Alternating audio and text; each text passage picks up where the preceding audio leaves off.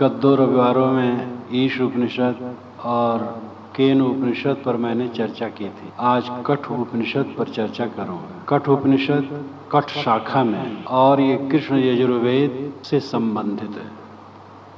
हर उपनिषद किसी ब्राह्मण या आरण्यक से संबंधित होती है। ऋक, यज, साम, अथर्व, ये 4 को वेद, यज, साम, अथर्व, ये 4 को वेद कहते हैं और इनको संहिता भी कहते हैं। इन 4 के बाद ब्राह्मण और आरण्यक ग्रंथ बनते हैं। ब्राह्मण में कर्मकांड का विस्तार है। हर वेद का अलग अलग ब्राह्मण है और आरण्यक भी बने पीछे, और लेकिन इनमें ज्ञान के अंश भी जगह जगह आए। वेद जो संहिता भाग कहलाते हैं, उनमें कर्मकांड पर ही ज़्यादा जोर है। प्राकृतिक शक्तियों को देवी देवता मान करके उनकी वंदना ज़्यादा है। ज्ञान की बातें हैं बहुत थोड़ी, लेकिन ब्राह्मण और आरण्यक में बीच बीच में ज्ञान के अंश अच्छे आए। वेद में ज्ञान का विषय केवल ईश उपनिषद जिसको कहते हैं, वह शुक्ल यजुर्वेद का 40वां अध्याय है। वह ज्यों का त्यों ईश उपनिषद के रूप में स्वीकार लिया गया है। उसमें 18 मंत्र हैं। ईश उपनिषद पर मैं प्रथम रविवार को कहा था, दूसरे रविवार को केन उपनिषद पर, आज कठ पर कहूँगा। ये कृष्ण यजुर्वेद के कठ शाखा के अंदर होने की वजह से इसका नाम है कठ उपनिषद। कठ उपनिषद, उपनिषद कहते हैं निकट बैठना, महापुरुषों के निकट बैठ करके सीखना। जैसे एक उपाख्यान श्वेतकेतु आरुण उद्दालक का पुत्र है।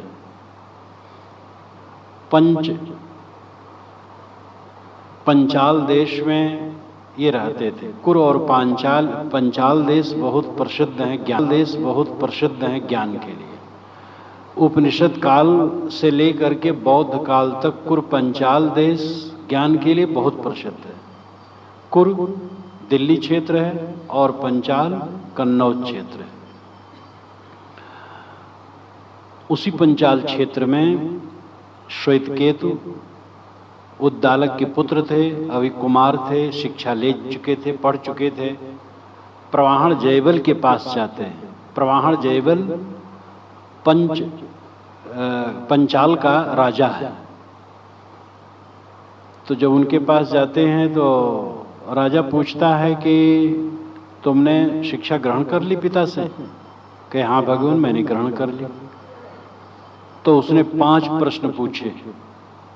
ये जीव मर करके कहाँ जाता है, कैसे लौटता है, और कई 5 प्रश्न किए और उसका एक उत्तर न दे पाया। तो लौट करके आया, पिता से खींच करके कहा, पिताजी आपने कहा मैंने सब शिक्षा दे दी, लेकिन एक राजन्य बंधु ने मुझे परास्त कर दिया 5 प्रश्न करके। राजन्य बंधु ने खराब छत्री। राजन्य बंधु, ब्राह्मण बंधु का अर्थ होता है खराब। ब्राह्मण बंधु का मतलब है कि ब्राह्मण तो नाम है लेकिन गुण उड़ कुछ नहीं है। इसी प्रकार राजन्य बंधु नहीं, क्षत्रिय बंधु का मतलब क्षत्रिय तो है नाम का, लेकिन उसमें कुछ गुण नहीं। तो ऐसे प्रवाहण जयबल के तो गुण था, लेकिन वो क्रोध में आकर के कहता है, एक राजन्य बंधु ने मुझे परास्त कर दिया। तो उद्दालक कहते हैं, बेटा मैं अगर जानता होता तो तुम्हें बताता। जिन 5 प्रश्नों को तूने कहा है उसका उत्तर तो मैं भी नहीं जानता हूँ। तो पिता पुत्र दोनों प्रवाहण जयबल के पास जाते हैं। प्रवाहण जयबल राजा है, लेकिन बहुत बड़ा ज्ञानी है, सामवेद का गायक है। वो अच्छी सभाओं में सामवेद का गायन करता था। तो जब ये पहुँचते हैं तो स्वागत वो करते हैं। दूसरे दिन सभा में बुलाए जाते हैं, सभा में आते हैं तो प्रवाहण जयबल उद्दालक का आदर करता है। कहता आप जो कुछ भी मांगना चाहें, मनुष्य के उपयोग की चीजें मांग लें। उन्होंने कहा ये सब चीज तो आप ही के घर रहे, जो 5 प्रश्न आपने मेरे बेटे से किया है उन प्रश्नों का मैं उत्तर चाहता हूं। तो उपनिषद में आया है कि वो बड़े असमंजस में राजा पड़ गया कि एक विद्वान ब्राह्मण को मैं राजा हूं कैसे कुछ कहूं, लेकिन कहा ठीक है मेरे पास रहिए, कुछ दिन के बाद बताऊंगा।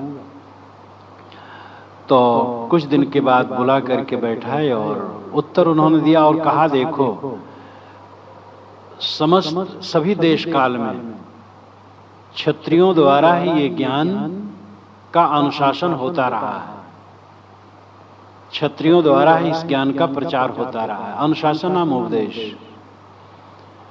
ये पहली बार क्षत्रियों से ब्राह्मणों में जा रहा है। अब ये भी एक विशेष विचारणीय विषय है। आत्मज्ञान का विषय क्षत्रियों ने ज्यादा उठाया है। कई नरेश अशुपति के यहाँ बड़े बड़े ज्ञानी जाते थे उपदेश लेने के लिए। प्रवाहण जयबल तो बहुत ही प्रसिद्ध था पंचाल का, राजा जनक महान ज्ञानी थे ही, लेकिन याज्ञवल्क्य के द्वारा उनको ज्ञान हुआ था। याज्ञवल्क्य भी पंचाल के थे। तो उपनिषद जैसे कि प्रवाहण जयबल के पास उद्दालक जाते हैं, याज्ञवल्क्य के पास जनक जाते हैं और उद्दालक के पास श्वेतकेतु जाते हैं, उनके पास बैठते हैं, सेवा करते हैं, उपासना करते हैं और ज्ञान ग्रहण करते हैं। इसलिए उपनिषद नाम पड़ा निकट बैठना, गुरुजनों के निकट बैठ करके सेवा शुश्रूषा करके ज्ञान प्राप्त करना।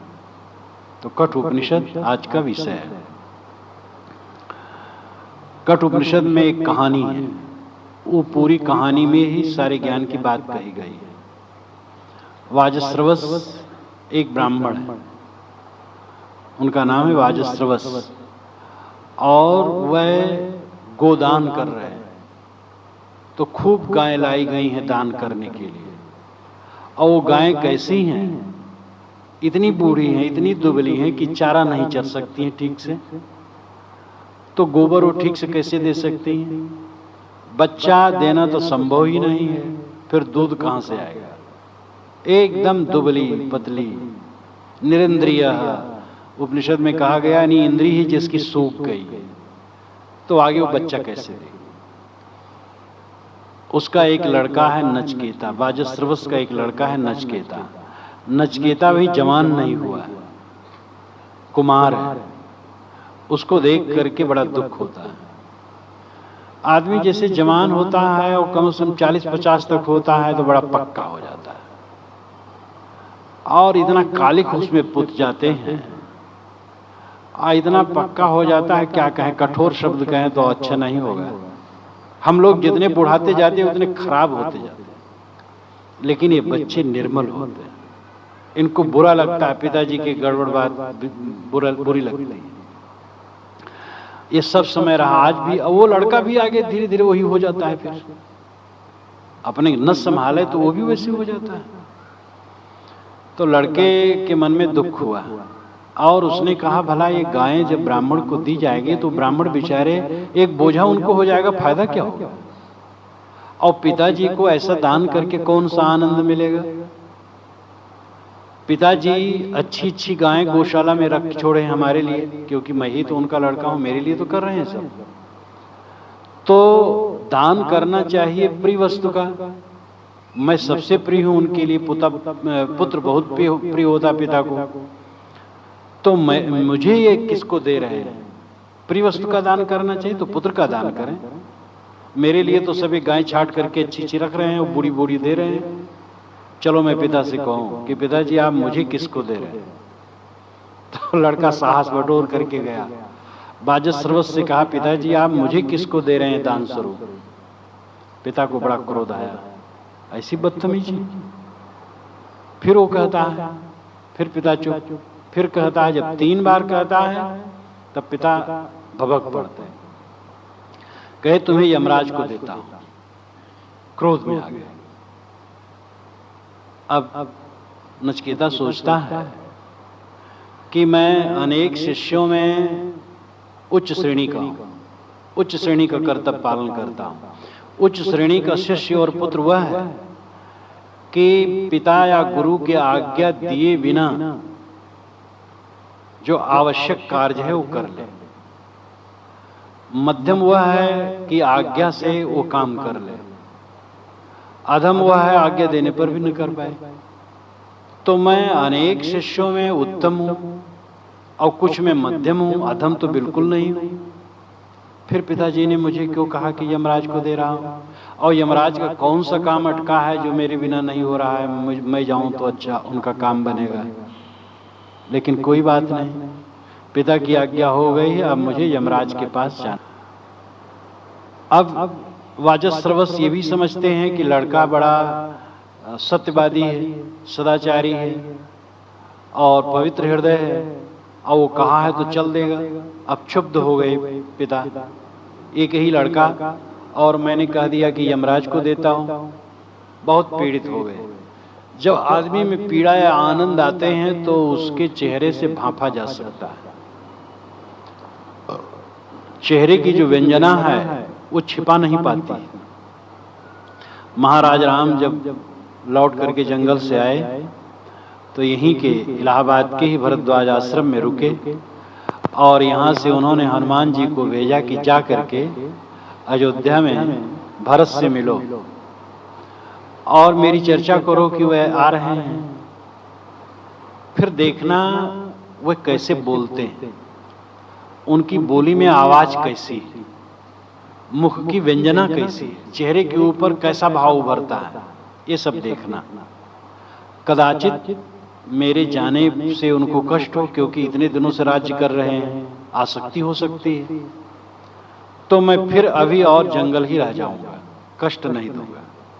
ये यथार्थवादी चित्रण है, वाल्मीकि में। तो वहां उन्होंने कहा कि उनके शब्दों को सुनना और मुख की व्यंजना देखना। शब्दों से हम छिपा सकते, लेकिन मुख की व्यंजना से नहीं छिपा सकते। जैसे कोई मुझसे मिलने आए और वो मुझे प्रिय नहीं, तो मैं कहूंगा बड़ी खुशी हुई आप आए, बनाऊंगा, लेकिन चेहरा प्रसन्न नहीं होगा और चेहरा बता देगा कि उसका आना अच्छा हमें नहीं लग रहा है। तो ये चेहरा ऐसा ईमानदार है कि उसको बेईमान बनाना मुश्किल है।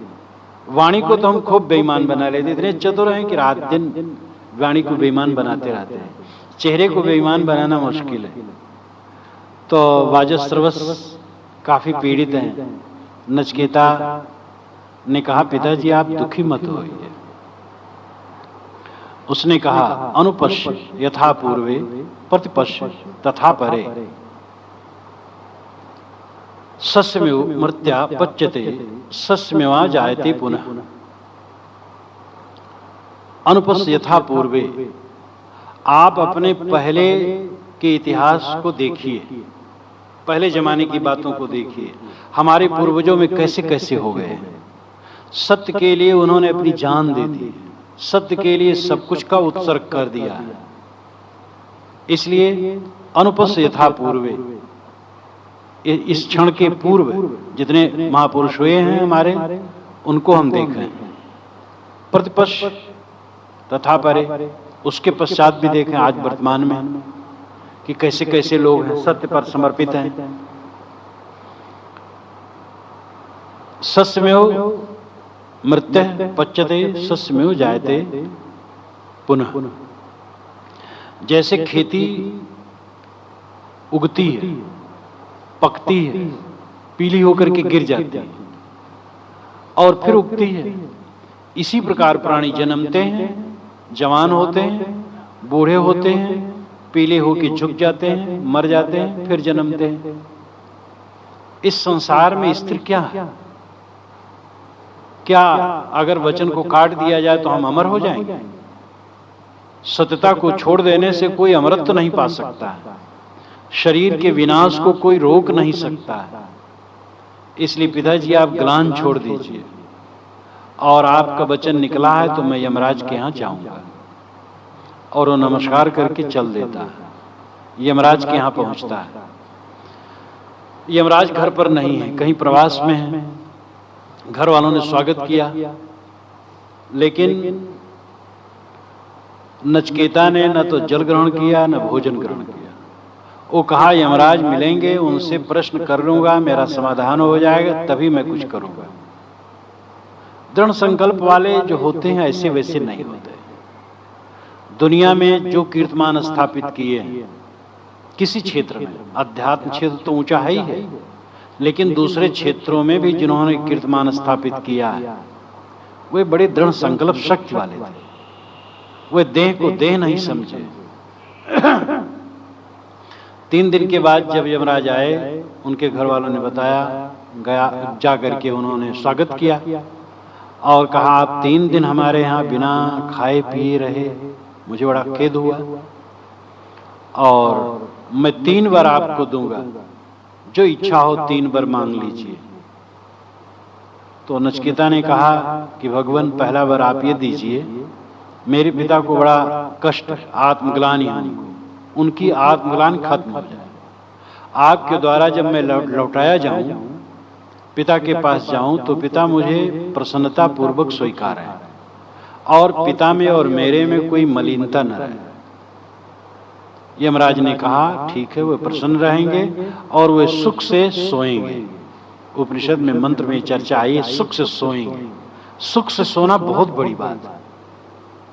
जिसका मन ठीक होगा वही सुख से सो पाएगा, लेकिन नहीं तो सुख से लोग सो नहीं पाते, करवटें बदलते रहते।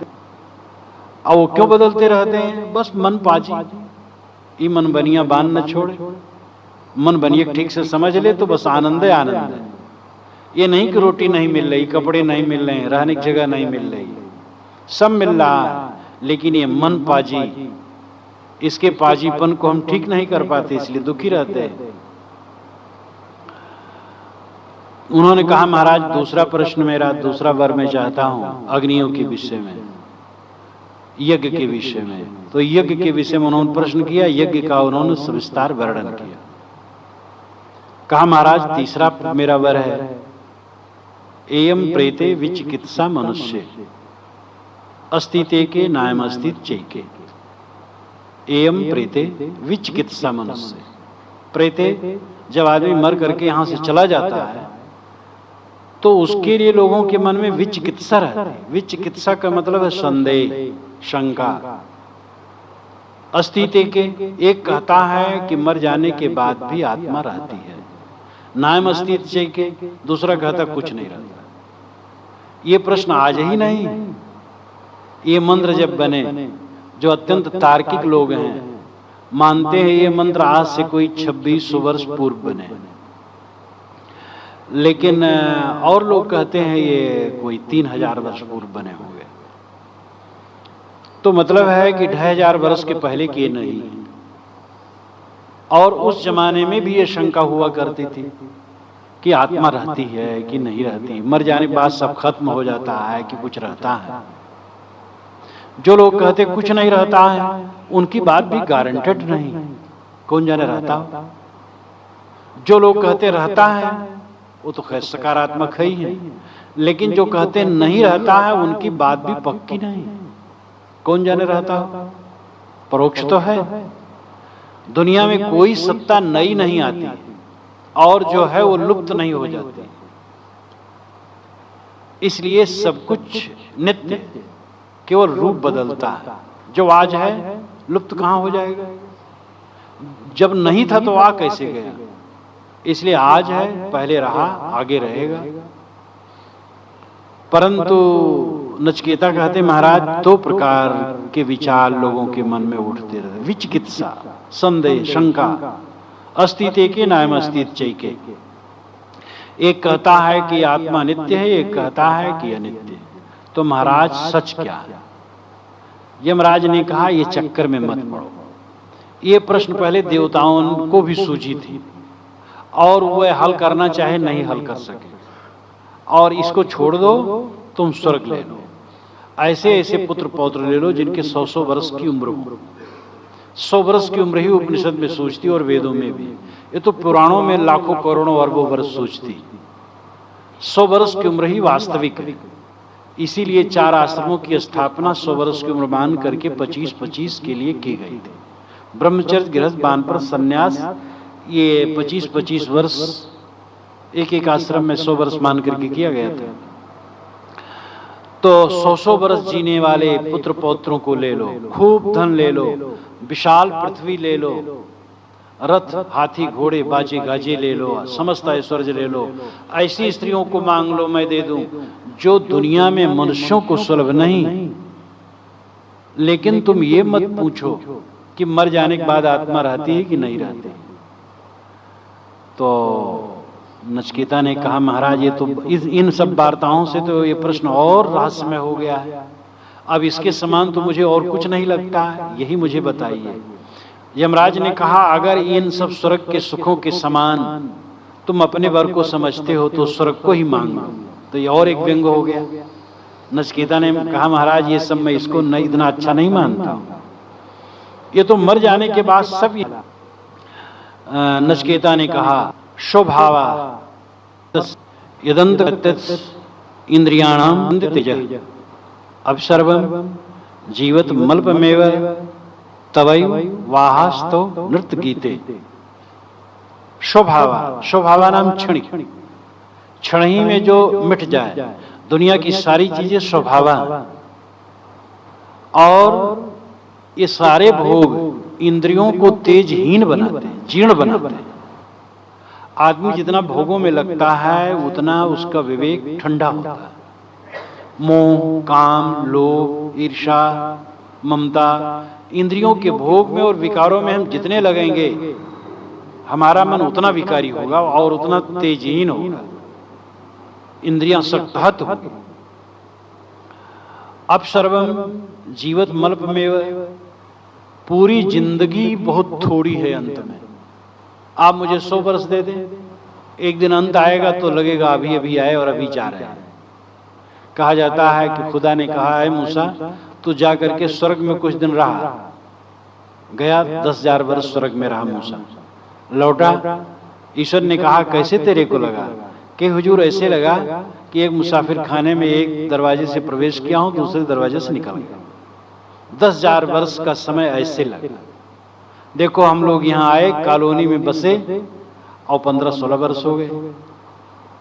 अब लगता है कि अभी थोड़े दिन हुआ है, और इसी कॉलोनी से कई लोग उठ गए। हम लोग भी तैयारी में हैं धीरे धीरे। इसीलिए चर्चा ही हो रही कठोपनिषद की, मृत्यु के पास नचिकेता गया है। ये महात्मा और ज्ञानी लोग तो उल्टे रहते हैं ना, और लोग कहते हैं मृत्यु की याद न करो, यही सीधी बात है।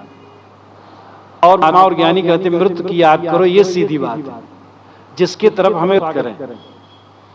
तो नचिकेता कहते हैं अब सर्वम जीवित मल्पमेव, पूरी जिंदगी बहुत थोड़ी है।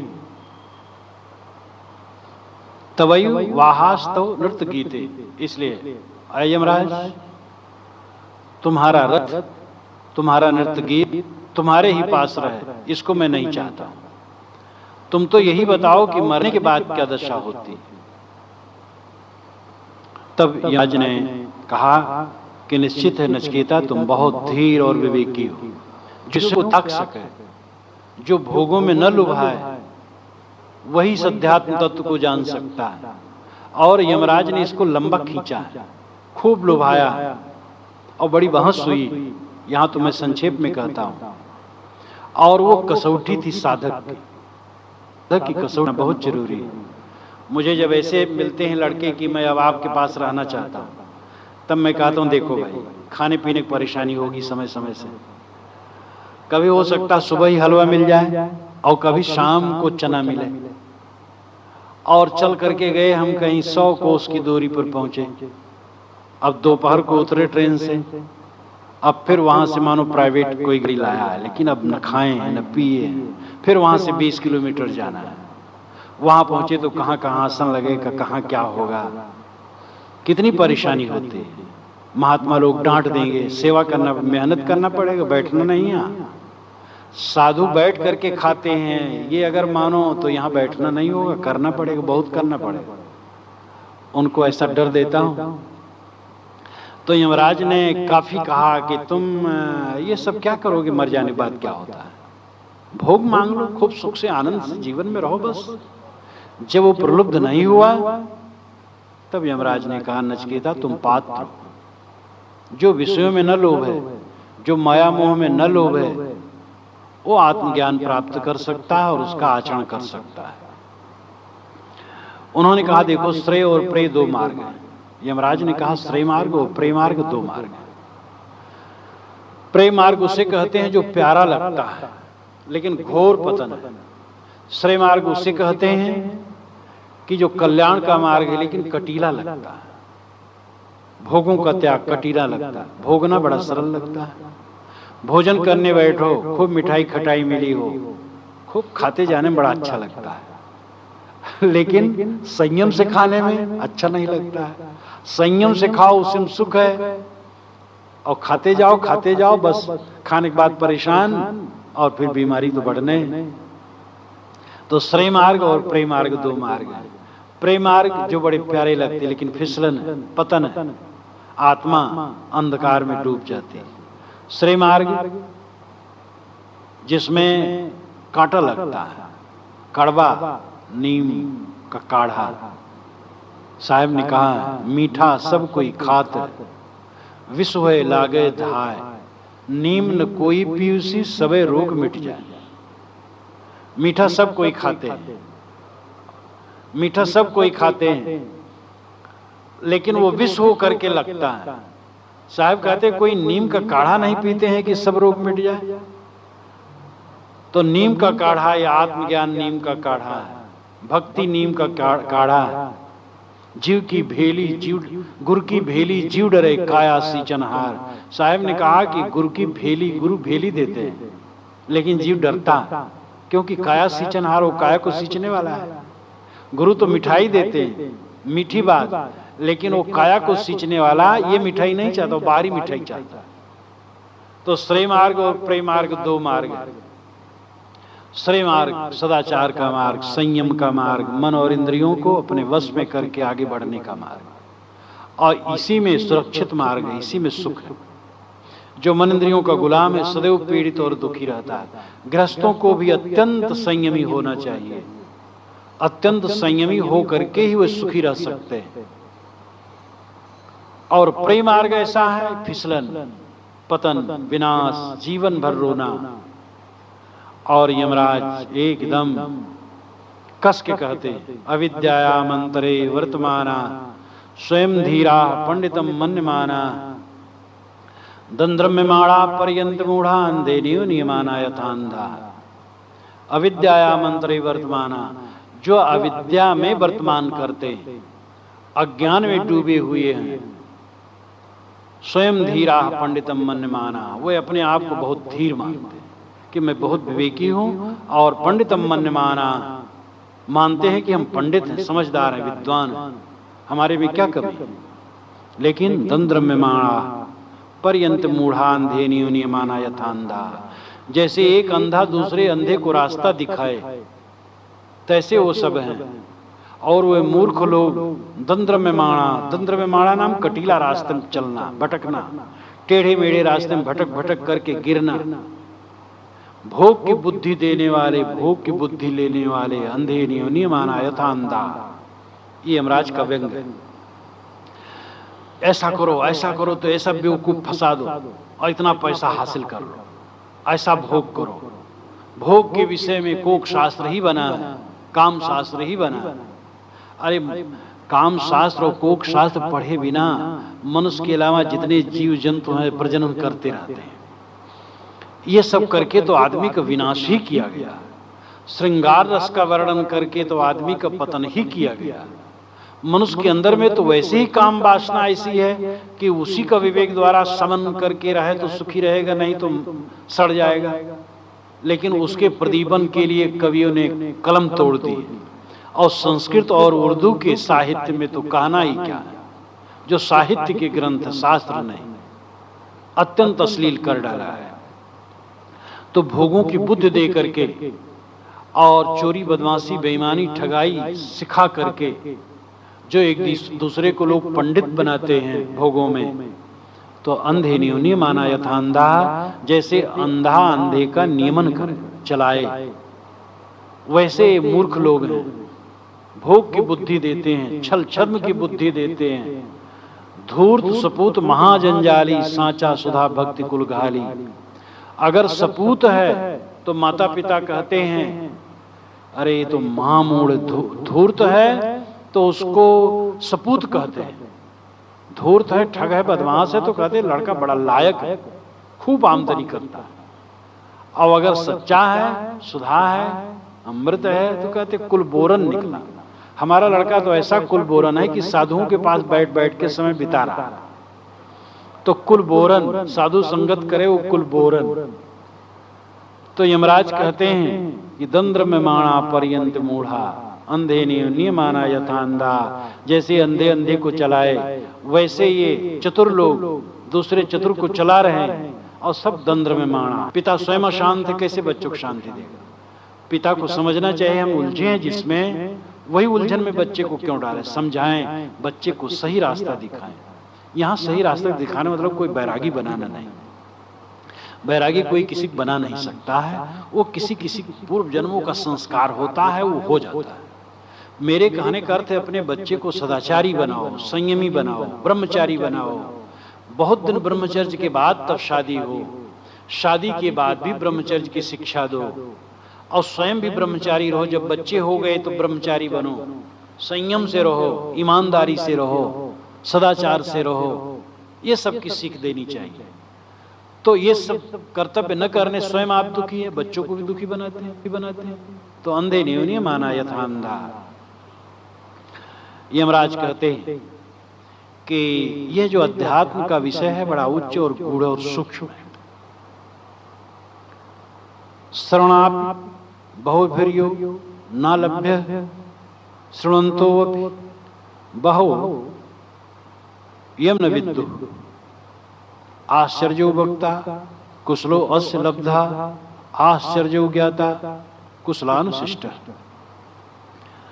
यमराज कहते हैं कि इस आत्मज्ञान की बात तो बहुत लोग सुनने की ही नहीं पाते। और बिल्कुल तथ्य, श्रवणायात बहुर्भ्यो न लभ्य। बहुत लोग आत्मज्ञान की तो चर्चा ही जीवन में सुनने की ही नहीं पाते। कितने लोग आत्मज्ञान की बात चर्चा सुनने के पाते हैं? जहां आत्मा के विषय में बताया जाए, आत्मज्ञान की चर्चा हो, ऐसी जगह कहां? धर्म में भी ज्यादा देवी देवता कथा वार्ता कहा करके समाप्त कर दी जाती है। और देवी देवता कथा वार्ता भी कम जगह होती, वो भी कहीं नहीं हो पाती जल्दी। देवी देवता कथा वार्ता सुने तो धीरे धीरे आत्मज्ञान की भी बात कभी सुनेगा। लेकिन कथा वार्ता ज्ञान की चर्चा किसी ढंग से भी सही, वही बहुत दुर्लभ है। और आत्मज्ञान की बात तो अत्यंत दुर्लभ है। तो ऋषि कहते हैं अथवा यमराज कहते हैं कि आत्मज्ञान की चर्चा बहुत लोग तो सुनने नहीं पाते, जीवन बीत जाता है, कान में भनक भी नहीं पड़ती आत्मज्ञान की चर्चा की। कुछ लोग सुनते हैं लेकिन श्रवणंतो बहु यम न विद्दु। सुन लेने के बाद भी वे समझ नहीं पाते। सुनते हैं 25 वर्षों से, लेकिन टटोलो तो जहां के तहां। कितने लोग ऐसे हैं आत्मज्ञान की चर्चा सुनते तो हैं बराबर, लेकिन उनको दृढ़ता नहीं होती, निश्चयता नहीं होती, स्थिरता नहीं होती, परिपक्वता नहीं आती। आश्चर्यो वक्ता कुशलस लब्धा। यमराज कहते हैं इसका वक्ता कोई आश्चर्य में हो, यानी विरला हो, और इसको प्राप्त करने वाला भी कोई कुशल हो। आत्मज्ञान का ठीक से विवरण दे देने वाला भी बिरला है और उसको ग्रहण कर लेने वाला भी बिरला है। आश्चर्य हो गया था कुशलो अनुशिष्ट। कुशल गुरु द्वारा उपदेश पा करके कोई विरला साधक आत्मज्ञान को समझता, अपने स्वरूप को समझता। निज स्वरूप को समझना और निज स्वरूप में लौट आना जीवन का परम लक्ष्य है। हम बाहर भटक रहे हैं और दुखी, इस जीवन में दुख के सिवा और कुछ है नहीं। दुख पर दुख आते रहते हैं। शरीर का दुख तो अलग है, ये मन का ना होना सबसे बड़ा दुख। जैसा मन चाहता वैसा कहां होता है। हर आदमी दुख की श्रृंखला में उलझा हुआ। इसीलिए पतंजल महाराज ने कहा सर्वम दुखम विवेकिना विवेकवान की दृष्टि से सब दुख ही, क्योंकि जिसको आज सुख माना जाता है वो दुख के रूप में बदलता है। शरीर बड़ा हम मानते हैं भोग का साधन और आनंद का घर, लेकिन यही रुलाता है। जिन दांतों से हंसते थे खिलखिल, वही दांत रुलाते हैं हिल हिल। एक गोलकों में भरी हुई आंखें बढ़िया बढ़िया बड़ी प्यारी, कुछ दिन में ऐसी खोड़र के समान हो जाती, देखने लायक नहीं।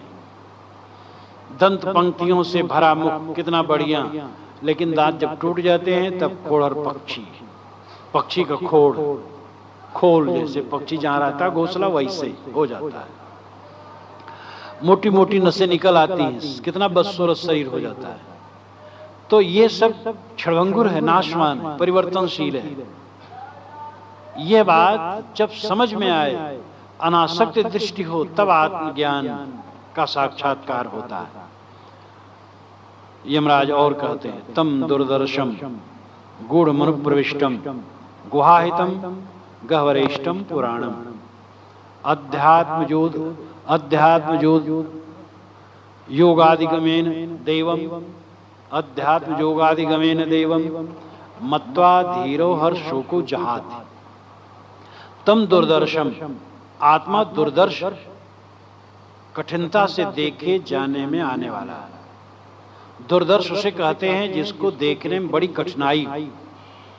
आत्मा दुर्दर्श, देखने का मतलब यहाँ लाक्षणिक समझना। जैसे अगर आपके सामने थाली आए और थाली रखने वाले ने कहा कि जरा देखो नमक कैसा है सब्जी में, तो आंख से देखने का नहीं कहा, समझने का, स्वाद से, जीभ से देखने का।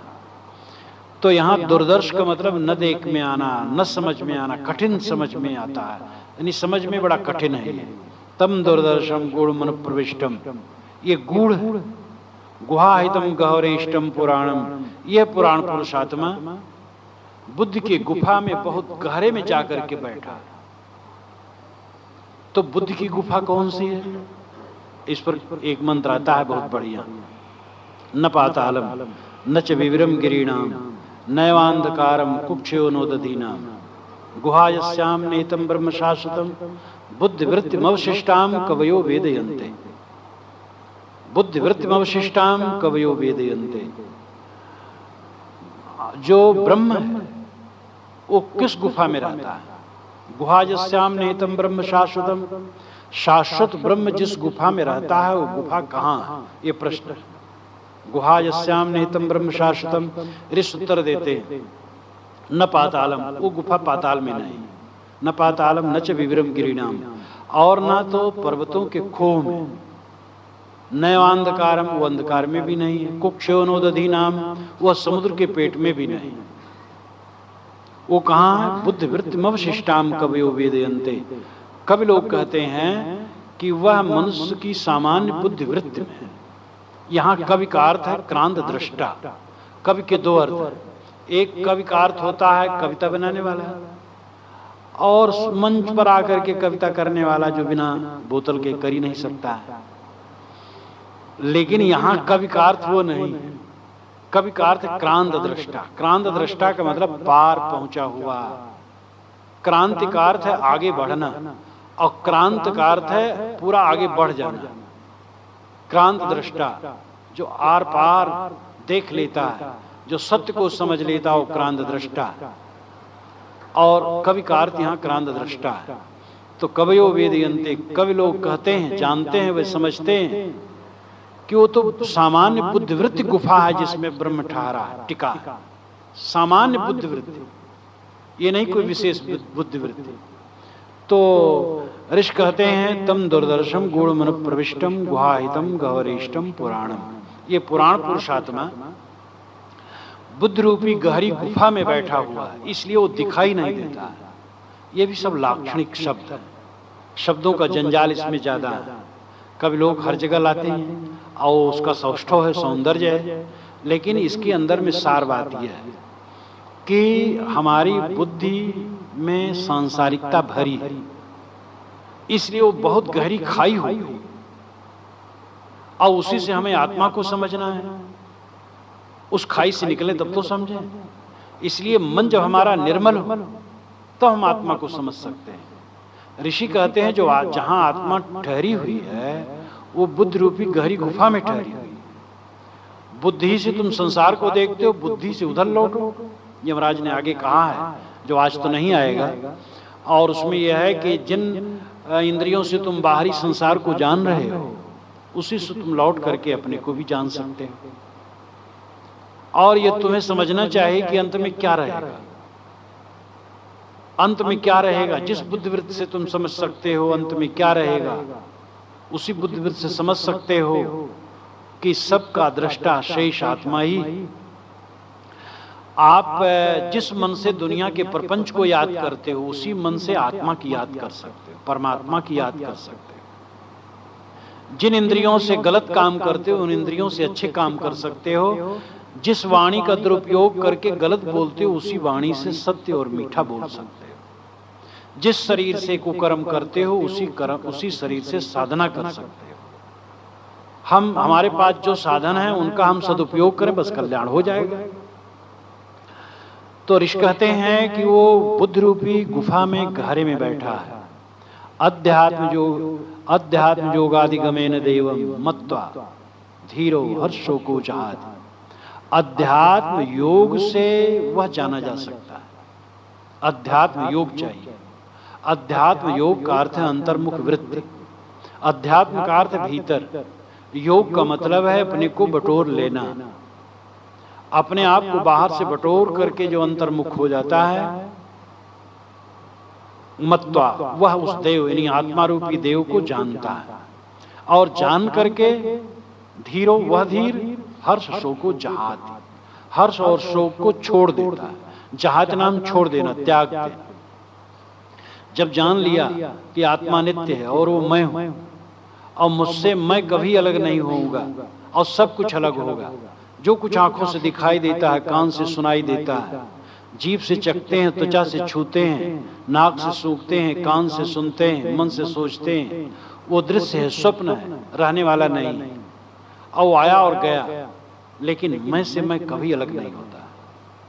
परमात्मा, परम परमात्मा, परब्रह्म अगर कोई है तो यही मैं तत्व है, आत्म तत्व है। और उसको जो समझ लिया और उसमें स्थित हो गया, हर्ष शोक को जहात, वो हर्ष शोक को छोड़ देता है। हर्ष किसका हर्ष करें। किसी को लड़का पैदा हुआ था और थाली बज रही थी। कबीर साहब ने कहा कि क्यों भाई थाली बजा रहे,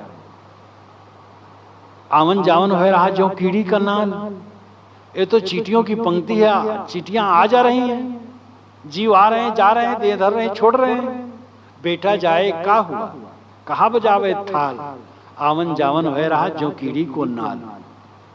जिसको लोग बहुत बड़ा मानते हैं, संत जन उसको ऐसा बताते हैं कि उसमें लोभो ना, ये कीड़ी चींटियों की पंक्ति आती जाती है।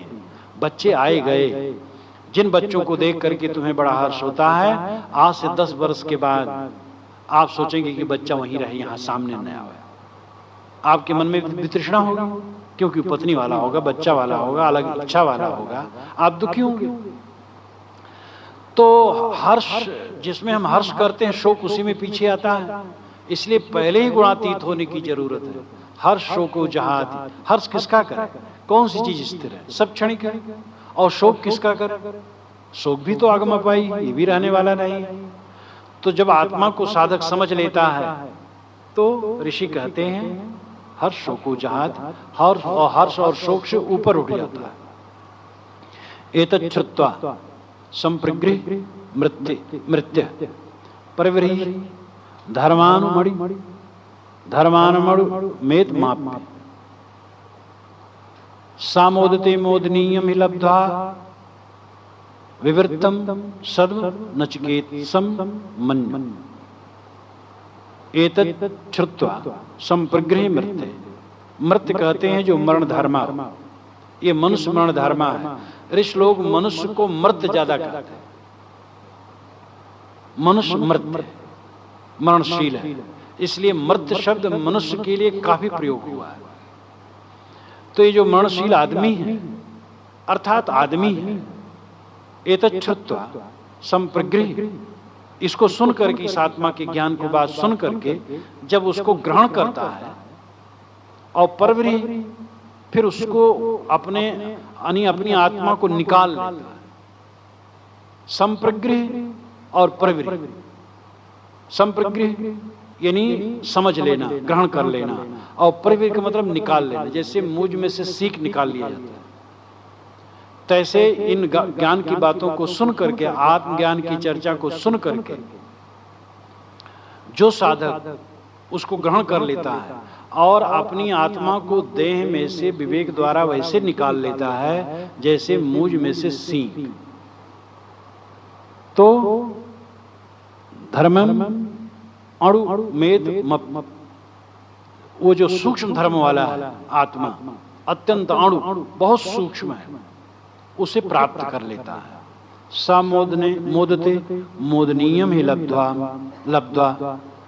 सा मोदते मोदनीयम ही लब्ध्वा, वह आत्मज्ञान को प्राप्त करके जो आनंदमय है, सदैव आनंदित रहता है। मोदते मोदनीयम, जो मोदनीय है उसको पाकर के आदमी मुदित हो जाता है। आनंदित वस्तु आनंदप्रद वस्तु पाकर के ही तो आनंद होगा। दुनिया में कहीं आनंद नहीं। जो वस्तु मिलती है अनुकूल वस्तु आनंद देती है, लेकिन क्षणिक, उसी के पीछे भारी क्लेश आता है। जो वस्तु निरंतर आनंद दे, कभी क्लेश न दे, वह केवल एक आत्मा है, निज स्वरूप है, जिसको गोस्वामी जी ने भी कहा, जीव पाओ निज सहज स्वरूप, मम दर्शन फल परम अनुपा, जीव पाओ निज सहज स्वरूप, कर्म की वही स्वरूप ही चीने। तो निज स्वरूप को जान करके,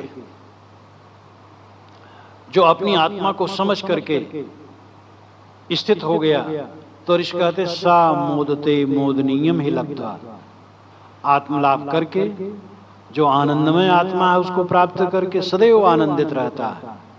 विवृत्तम सद्म नचकेतसम मन्ये, अय नचकेता, मैं उसके लिए मानता हूं कि मोक्ष का धाम खुला। विवृत्तम, विवृत्त का मतलब खुल जाना, फाटक कोई लगा हो, खुल गया, विवृत्त हो गया। सद्म, सद्म कहते हैं धाम, घर को।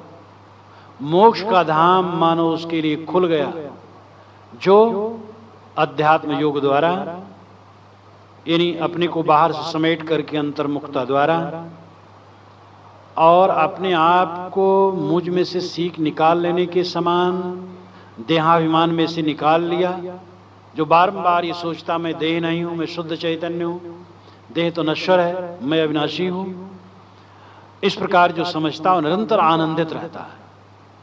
और विवृत्तम सद्म नचकेतसम मन्ये, ऐ नचकेता, मैं मानता हूं कि उसके लिए मोक्ष का धाम खुल गया, जो अंतर्मुख हो गया, जो अपनी आत्मा में निरंतर रमता है, हर शोक जिसके बीत गए और निरंतर आत्मा में लीन है, उसके लिए मोक्ष का धाम खुल गया। ना जायते मृत्यवा विपश्चन नायम कुतश्चिन बभू कश्चित, अजो नित्य शाश्वतो एवं पुराणो ना हन्यते हन्यमाने शरीरे। यहीं से गीता में मंत्र बदल करके थोड़ा लिया गया है। ना जायते मृत्यु व कदाचिन नायम भूत्वा भविता व न भूय, अजो नित्य शाश्वतो एवं पुराणो न हन्यते हन्यमाने शरीरे।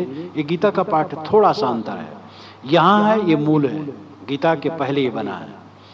ना जायते मृत्यु व विपश्चिन नायम कुतश्चिन बभू कश्चित, अजो नित्य शाश्वतो एवं पुराणो न हन्यते हन्यमाने शरीरे। न जायते, जायते नाम जन्मना, आत्मा जन्मता नहीं, बनता नहीं, मृत्यु मरता नहीं।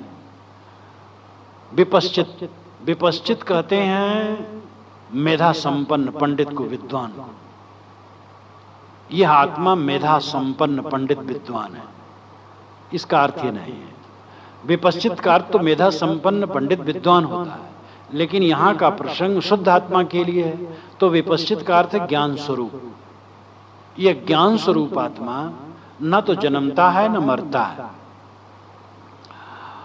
और कुतश्चित न बभू कश्चित, कुतश्चित नाम किसी से, कश्चित नाम कोई, कोई आत्मा कश्चित से नाम किसी कारण से नहीं बना है। यहां अंशा अंशी भाव अपने आप उड़ जाता है। ये बहुत प्रसिद्धि है, ईश्वर अंश जीव विनाशी।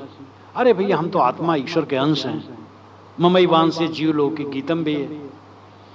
लेकिन इसके प्रतिरोध में भी बातें कही गई है। ना स्वाभाविक परमात्मा अंशो जीत वाच्यम निष्क्रम निष्क्रियम शांतम निर्वध्यम निरंजनम। ना स्वाभाविक परमात्मा अंशो, परमात्मा का अंश जीव नहीं, क्योंकि भाविक है, सत्य। अंश तो टुकड़ा होता है और नाशवान होता है। एक कागज का टुकड़ा अंश हो गया, लेकिन वो टुकड़ा है मतलब खंडित है, वो नष्ट होगा और नष्ट होगा। और जो टुकड़ा हुआ है, जिसका खंड हुआ है, वो भी अविनाशी नहीं। अगर परमात्मा का अंश जीव है तो परमात्मा भी अखंड नहीं, क्योंकि वो टूटा है तभी तो अंश बना। और जीव अंश हुआ तो और अंश होगा और टूटेगा। इसलिए अंशांशी भाव दर्शन के क्षेत्र में केवल विशिष्टाद्वैत मत वाले मानते हैं, और उन्हीं का प्रभाव है जो वाणियों में आया है कहीं कहीं। जो विशिष्टाद्वैत मत वाले नहीं, वो नहीं मानते हैं। विशिष्टाद्वैत मत वाले जो अयोध्या में हैं वे अंशांशी भाव मानेंगे, और उसी अयोध्या में जो माध्व मत के हैं वैष्णव, वे कभी नहीं कहेंगे जीव ईश्वर का अंश है। वो कहेंगे किसी का अंश जीव नहीं है, जीव अविनाशी अंश कैसे। लेकिन ये प्रसिद्धि गीता और मानस से बहुत हो गई है, इसलिए कहने का प्रचलन हो गया है, भाई अरे वो तो आत्मा तो ईश्वर का अंश है, लेकिन अंश है तो अविनाशी कैसे होगा। एक बार एक सेठ ने मुझसे पूछा था, मेरा कार्यक्रम था एक जगह, तो सेठ के यहाँ मेरा आसन था, तो उन्होंने कहा महाराज ईश्वर का अंश है जीव, ये मैं सुनता हूँ, इसको आप समझा दीजिए। मैंने कहा ये अंश है ही नहीं है, अविनाशी अंश कैसे है। अंश है तो अविनाशी कैसे, अविनाशी है तो अंश कैसे। जो अंश है अविनाशी कैसे होगा, और जो अविनाशी तो अंश कैसे होगा। अविनाशी तो स्वयं होता है, स्वयंभू होता है। उस समय मेरा बीता था 23 वर्ष कुल इस सिद्धांत को समझे। मैंने कहा 23 वर्ष हो गए, मुझे कोई प्रमाण दुनिया में नहीं मिला कि कोई वस्तु एक साथ अंश हो और अविनाशी हो, कोई चीज नहीं मिली। जो अंश है वो अविनाशी नहीं, और जो अविनाशी वो अंश नहीं। कहे महाराज जब 23 वर्ष में आप नहीं पाए तो मैं भी यही मान लूंगा कि अंश नहीं है, अविनाशी है। अब तो मैं कह सकता हूं 43 वर्ष बीत गए और मुझे कोई ऐसा प्रमाण न मिला। जयदयाल गोविंदका ने भी गीता प्रेस वाले ने लिखा है कि जीव ईश्वर का अंश है, दुनिया में ऐसा कोई उदाहरण नहीं मिलता। लेकिन अब शास्त्र की बात है इसलिए होगा ही। तो आप शास्त्र जो बिल्कुल मानते रहते हैं बेचारे, तो वो भी है कुल कहते रहते हैं। तो ऋषि यहाँ कहते हैं कुतिश्चित ना बभवो कश्चित, कुतिश्चित नाम किसी से, कश्चित नाम कोई किसी से यहाँ पैदा नहीं हुआ है, ये तो अखंड है। अजो नित्य शाश्वतोयम पुराणो न नित्य हन्यमाने शरीरे। ये अजन्मा है, शाश्वत है, पुराण पुरुष है, शरीर की मिटने पर ये मिटता नहीं है। नायम अड़ोरड़ीयाम महतो महीयान आत्मस जंतुर्निहितो गुहायाम तमक कर्तु पश्यत वीत शोको धातु प्रसादान महिमान महात्मना। ये आत्मा अणु से अणु है, बहुत सूक्ष्म, इसके विषय में सोच नहीं सकते हो, इतना सूक्ष्म है। इसलिए कभी साहब ने कहा हल्का गरुआ जाए न तौली, वो हल्का गरुआ उसको नहीं कह सकते, ये निर्विवाद रहा। लेकिन ऋषि कहते नहीं अणु है, सूक्ष्म है, बहुत अणु है, बहुत सूक्ष्म है। घोरांग्रस ने श्री कृष्ण महाराज को उपदेश देते हुए छांदोग्य उपनिषद में कहा है अंतिम बेलायाम एतत्त्रयम् प्रतिपद्येत अष्टमस अच्युतमस प्राण संस्तमस। अय कृष्ण, अंतिम बेला के लिए इसका अभ्यास करना। और अंतिम बेला कब है? आज ही समान होगा अंतिम बेला। आज राजीव हमारे पास बैठे थे, मैंने कहा ये सब क्षणिक है। देखो मेरा शरीर छूटेगा तो जो लोग रहेंगे कहेंगे देखो एक दिन हो गया साहब शरीर छूटे। लोग कहेंगे तो नए नए लोग आएंगे, पूछें कैसे हुआ, बताएंगे ऐसे हुआ तो ऐसे हुआ तो ऐसे हो। कोई रो देगा, कोई कहेगा रे भाई अब रोने से क्या होगा, पुस्तकें तो वही है, पढ़ो कल्याण करो। ये सारा संसार ऐसे जाता, हमें देखना चाहिए उस क्षण को। अभी अंतिम बेला अभी है, अंतिम बेला में तत्रेम प्रतिपद्येत। क्या 3 बात का प्रतिपादन करो? अष्टमस, मैं अविनाशी हूँ। अच्युतमस, मैं निर्विकार हूँ। प्राण संस्थमस, प्राण से भी अत्यंत सूक्ष्म, अत्यंत सूक्ष्म, अड़ोरड़ियाम, अणु से अणु आत्मा है। लेकिन महतो महीयान, ये मत समझ लेना तुच्छ है। ऋषि कहते महतो महीयान, महान से महान है, उससे महान तो कुछ भी नहीं। उसी के न रहने पर सब बेकार। एक घोड़ा दरोगा, एक घोड़ा व्यापारी जब एक राजा से कहा था घोड़ा खरीद लीजिए, कितने का है? कहे कि 20,000 का। कहे बहुत दाम है, कम करो। कहे हाँ कम कर दें। कहे कितना? कहे कि 2 पैसे में दे देंगे। इतना दाम कम क्यों करो? कहे हुजूर उसमें एक चीज नहीं है। कहे कौन चीज? कहे इसमें जीव नहीं।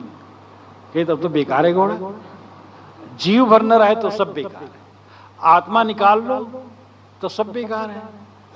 तो इसलिए वो महतो महियान, महान से महान है। अड़ोरड़ियाम महतो महियान, आत्मस जंतुर निहितो गुहायाम, वह आत्मा सभी प्राणियों की हृदय गुफा में बैठा है। ऋषि बारंबार, चाहे वेद में चाहे उपनिषद में, कहीं भी बारंबार हृदय निवासी कहते हैं। जहां विराट पुरुष का वर्णन आया वहां वो हृदय की बाहर नहीं कहे, वहां कहा गया सहस्रीर्षा पुरुषा सहस्राक्षा सहस्रपाद सभूमिम विशुतो वृत्तात् तिष्ठत् दशांगुलम। ये ऋग्वेद का पुरुष सूक्त का मंत्र है। उसके हजारों मुख, ग्रीवा इत्यादि हैं, हाथ पैर हैं, और उस सब तरफ व्याप्त करके 10 अंगुल ऊपर बैठा है। यानी नाभि से नापो तो 10 अंगुल ऊपर ये हृदय आता है, वो हृदय में बैठा है। बारंबार हृदय की बात आती है। कबीर साहब और निर्गुणी धारा के संत तो बारंबार हृदय ही में बताते रहते हैं। और हृदय निवासी को छोड़ करके आप पाएंगे कहाँ? स्वामी दयानंद सरस्वती ने भी कहा ईश्वर सब जगह है, लेकिन उपासना हृदय ही में संभव है। जो हृदय में ईश्वर है उसी की उपासना संभव है। सब जगह हम विश्वास करते हैं, केवल विश्वास, यह अनुमान, लेकिन हृदय में है ये अनुभव करते हैं। ये विश्वास नहीं, अनुमान नहीं, अनुभव है। तो ऋषि कहते हैं अड़ोरड़ियाम महतो महियान आत्मस जंतुर निहितो गुहायाम तमक्रतु पश्यति वीत शोको धातु प्रसादान महिमान महात्मना। इसको कौन पश्यत, कौन देखता है? आत्मा का साक्षात्कार कौन करता है? तो ऋषि कहते हैं अकृत और वीत शोक। अकृत, अकृत कहते हैं कर्म प्रपंचों से ऊपर उठ जाने वाला। दुनियादारी में हरदम पड़े न रहो, गोरख धंधे में रात दिन लगे, रात दिन लगे। 1 घंटा निकालो भजन साधन के लिए, बैठो, सत्संग में जाओ, स्वाध्याय करो। बस लोन तेल लकड़ी चक्कर में रात दिन, और लोन तेल लकड़ी नहीं, प्रपंच, बकवास, दुनिया भर का बकवास। तो इसलिए अपने समय को निकालो, अकृत हो, समय निकाल करके कुछ समय साधना में लगाओ। और वीत शोक, दुनिया के घात प्रतिघात में व्याकुल न हो। सब आता है जाता, कुछ रहता नहीं। बचपन से आज तक जितने सुख दुख आए कहाँ? ये आज के कहाँ रहे? सब सपना हो जाए, कुछ नहीं रहे। इसलिए अशोक हो, शोक मुक्त हो। तमक्रतु पश्यति वीत शोको धातु प्रसादान महिमान महात्मना। धातु के प्रसाद होने पर आत्मा अपनी महिमा में प्रतिष्ठित हो जाती है। धातु प्रसादात महिमानम आत्मना, यह आत्मा अपनी महिमा में प्रतिष्ठित हो जाती है। स्वामी शंकराचार्य ने इस मंत्र का भाष्य करते हुए बताया है धातु का मतलब जो धारण करे। इंद्रिय और मन शरीर को धारण करते हैं, इसलिए इंद्रिय मन धातु। और ये जब शुद्ध हो जाते हैं तब आत्मा अपने पद में प्रतिष्ठित हो जाता है। मन शुद्ध हो गया, इंद्रियां शुद्ध हो गई, तो आत्मा अपने स्वरूप में स्थित हो गया। स्वामी शंकर भी अपने भाष्य में बारंबार कहते अहम अस्मीत, अहम अस्मीत। वो तो जान लिया कि ये मैं ही हूँ, ये मैं ही हूँ। और जो जान लिया अहम अस्मीत, मैं ही हूँ, वो क्यों दुखी होगा, क्यों शोकित होगा? जो जान लिया परमात्मा बाहर नहीं, वो तो मेरा स्वरूप ही है, वो दुखी क्यों होगा? जो परमात्मा को पाना चाहता और सोचता कहीं है, वो भटके। और जो समझता है वो तो निज स्वरूप ही है। अनुराग जो निज रूप जो जगते विलक्षण देखिए, ये गोस्वामी जी भी कहते जो अलग मानने वाले हैं। अनुराग जो निज रूप जो जगते विलक्षण देखिए, संतोष सम शीतल सदा दम देहवंत न पेकिए, निर्मल निरामय एक रस ते हर शोक न व्यापई, त्रैलोक्य पावन सो सदा जाकी दशा ऐसी भई। ये गोस्वामी जी ने कवितावली में कहा है। जो अपने आत्मा में रमने लगे, हर शोक से पार हो गए, मन विकारों से पार हो गए, त्रैलोक्य पावन हैं, और फिर उससे दुख कहाँ है? तो धातु प्रसादान महिमान महात्मना, जिसका चित्त शुद्ध हो गया, इंद्रियां शुद्ध हो गई, आत्मा अपनी महिमा में प्रतिष्ठित हो गया। आचार्य, कठ उपनिषद के आचार्य अथवा कठ उपनिषद के जो मुख्य पात्र हैं, उन पात्रों में यमाचार्य, यमराज नचकेता को उपदेश देते हुए कहते हैं, अय नचकेता, जिसके विषय में तू पूछता है एयम प्रेते विचिकित्सा मनुष्य अस्तित्व के नाम अस्तित्व चैके। मर जाने के बाद आदमी कहाँ जाता है, जीव कहाँ जाता है? कोई कहता है रहता है, कोई कहता नहीं रहता है। उसका मैं उत्तर देता हूँ, ये आत्मा नित्य है, अमर है, अजर है, ये किसी से हुआ नहीं है और मिटेगा नहीं। ये सब के अंदर में बैठा वही तू है। उस अपनी आत्मा को समझ और आत्म साक्षात्कार के लिए इंद्रिय और मन की शुद्ध, बाहर से लौट करके अंतर्मुख होना जरूरी है। और इसके लिए उपासना, भक्ति, सदाचार, ये सब उसके आनुषंगिक साधन है। बस यहीं पर मैं विराम लेता हूँ।